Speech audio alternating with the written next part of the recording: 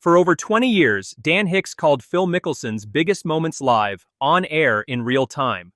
Watch the broadcasts from just 5 years ago and compare them to how golf is covered today. Like, how does this is one of the greatest players of all time, and he lost his mind. See, that whole fall is sad. It really is, because he was a lot of fun to watch, unbelievable talent, and just great for the game in so many ways. So sad to see it all transpire as it has. The silence around Phil Mickelson's name says more than any headline could. Here's what actually changed, and why. Go back and watch any Mickelson broadcast from the 2000s or 2010s. He wasn't just covered, he was the centerpiece. Sunday broadcasts were built around whether Phil could make a run. Commentators leaned into every reckless shot because that unpredictability was the broadcast. 6 majors, 3 green jackets, a career that shaped how golf was covered on network TV for 2 decades. And in 2021, he delivered the moment every broadcaster dreams of: 50 years old, PGA Championship, the oldest major winner in history, thousands of fans storming the 18th fairway at Kiowa. Every camera, every commentator, all in on one man. It should have been the perfect final chapter to call. But look at the coverage in the years since. Something changed, not just in Phil's game, but in how the sport talks about him at all. The first shift was quiet. In 2023, Billy Walters' book alleged Phil's career gambling losses ran into the tens of millions, with total bets reportedly reaching into the billions over decades.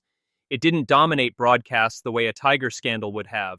It was mentioned, then moved past, almost like the golf world didn't know what to do with it yet. Here's the actual turning point, and it's not speculation, it's on record. In February 2022, Phil's own comments to biographer Alan Shipnuck went public. He called the Saudi financiers behind LIV scary, referenced their human rights record directly, and admitted he was using their money as leverage against the PGA Tour. Within days, sponsors began cutting ties, one after another. This isn't broadcasters editorializing, it's a documented fallout that happened almost overnight. That's the actual expose, not an opinion, a timeline. Look at his tournament schedule after that. Look at broadcast minutes dedicated to him at majors he's still eligible for. Look at leaderboard camera time. The data tells the story broadcasters don't have to say out loud anymore. Phil went from the centerpiece of the coverage to a name mentioned in passing, even when he's still on the course. Then came the number that made it permanent. A reported $200 million to join LIV Golf as its headline signing in June 2022. For 2 decades, broadcasters had built segments around his unpredictability.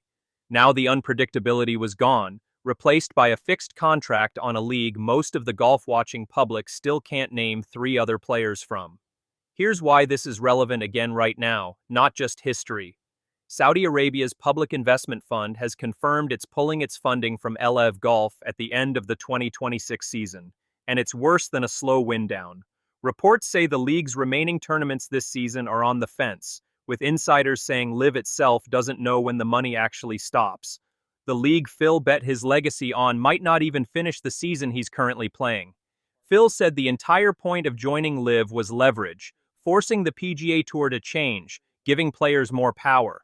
But track what actually happened next. The tour and the Saudi fund spent years in talks about a possible deal. There was even a framework agreement that looked like a ceasefire. But it never turned into the merger everyone expected. No deal, no resolution, just LIV quietly running out of road anyway. Phil didn't get the leverage he wanted. He didn't even get the fight he thought he was picking. He just got left on a league that's disappearing underneath him. The most telling thing isn't what commentators say about Phil now, it's how rarely they say anything at all. 20 years of being the centerpiece of Sunday broadcasts, and now long stretches of silence. That's not a smear campaign. That's just what happens when the story moves on without you. To be fair, Phil has continued to defend his decision publicly and says he has no regrets. Maybe that's true for him. But for a sport that spent 2 decades building broadcasts around his every move, the silence now says something the loudest criticism never could. If this one hit you, drop a like. It's the single biggest signal that tells the algorithm to put this in front of other golf fans who need to see it. And subscribe if you want more stories that go past the headlines to what the coverage itself is quietly telling us.